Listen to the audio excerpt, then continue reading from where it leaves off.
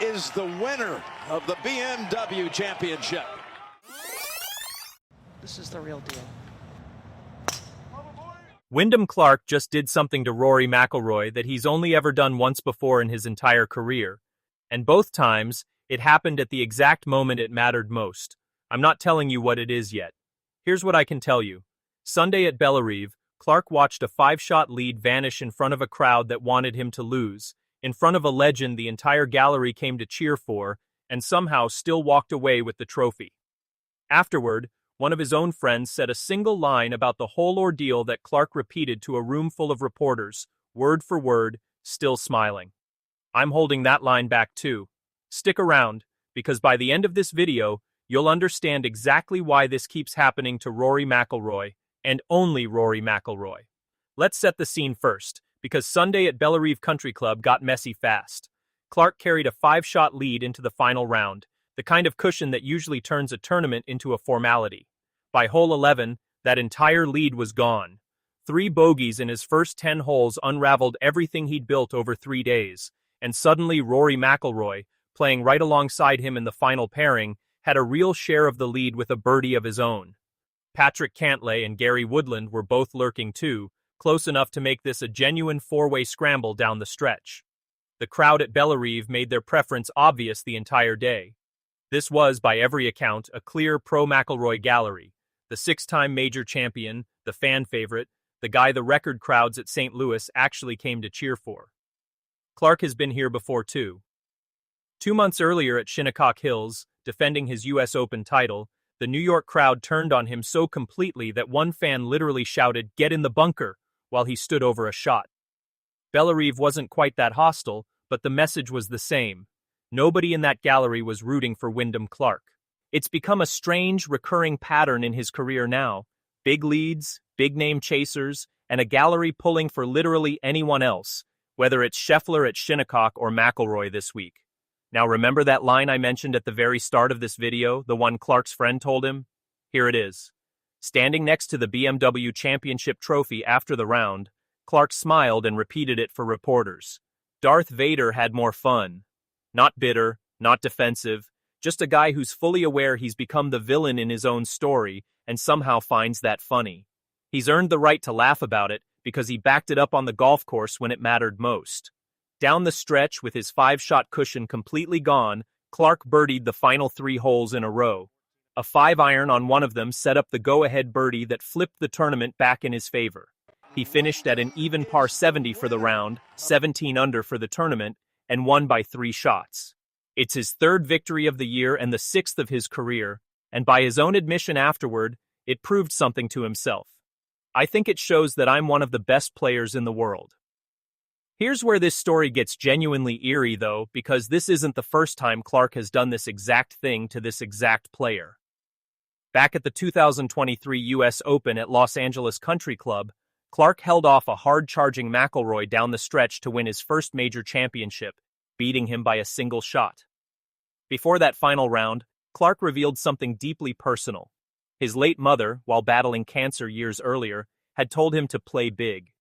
He carried that phrase into the biggest round of his life and delivered a birdie on the 14th hole to build the 3-shot cushion he needed down the stretch, then survived McIlroy's late charge to close it out. 3 years later, different tournament, same opponent, same result. McIlroy just can't seem to close the door on Wyndham Clark when it counts, and Clark, whatever internal motivation drives him in these moments, keeps finding a way to answer. McIlroy, for his part, didn't collapse either. He simply ran out of holes. He birdied his way back into real contention on the front 9, sharing the lead briefly at one point, but bogeyed the par 5 17th to finish alone in 3rd at 13 under, his final birdie of the day coming far too early to matter. Still, there's a real silver lining buried in that finish.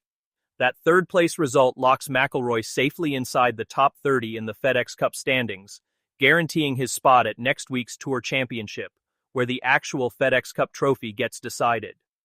There's also a smaller storyline worth knowing about, because Bellerive didn't just decide who lifted the trophy, it decided who gets to keep playing at all this season. Only the top 30 players in the FedExCup standings after this week advanced to East Lake for the Tour Championship, where the actual FedExCup title and its multi-million-dollar bonus get handed out. Real stakes, quietly playing out in the background. Robert McIntyre closed with a sharp 65 and tied for 7th, just enough to climb into that top 30 and save his season on the final day. On the other end of that same cutoff line, Ricky Fowler, Bud Cauley, and Kurt Kitayama all fell out of the safe zone, their seasons quietly ending on the exact same Sunday. Clark was busy embracing his villain arc in the winner's circle. And here's a detail that adds a strange extra layer to this entire week. Reports emerged that Scottie Scheffler, who finished well off the pace at Bellerive after a run of dominant form, had actually been battling a real illness through the tournament, hand, foot, and mouth disease, according to his own admission afterward. The best player in the world was fighting more than just a golf course this week, and it may fully explain why his own run of results looked so uncharacteristically flat. Speaking of Scheffler, Sunday's finish also reignited the Player of the Year conversation that's been simmering across the sport all season. McIlroy himself addressed it directly and bluntly after his round, telling reporters flatly, "I'm not the Player of the Year, no chance." It's the same position he took just days earlier at the BMW Championship's opening press conference, essentially handing the award to Scheffler before the week even started. Clark's win over the weekend, paired with McIlroy's own concession, only adds more fuel to an award race that most of the golf world already considers settled in Scheffler's favor, even with Clark quietly building his own compelling case with win number 3. So where does this actually leave things heading into East Lake? Clark heads to the Tour Championship with real momentum, a third win of the season, and apparently zero interest in being anyone's favorite, a role he's clearly decided he doesn't need. McIlroy leaves St. Louis with a runner-up adjacent finish that keeps his season alive, and according to PGA Tour reporting, genuine positive momentum despite the late stumble. Not a bad week, all things considered. And Wyndham Clark, once again, walks away as the guy who beat Rory McIlroy exactly when it mattered, for the second time in 3 years, in front of a crowd that wanted anything but that outcome. What do you think?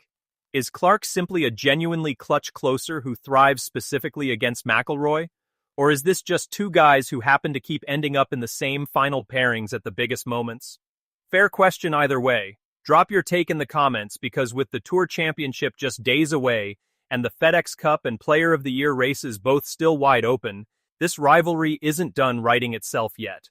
Subscribe now, because East Lake decides everything next week, and if Clark and McIlroy end up in the same final group again, you're not going to want to miss it.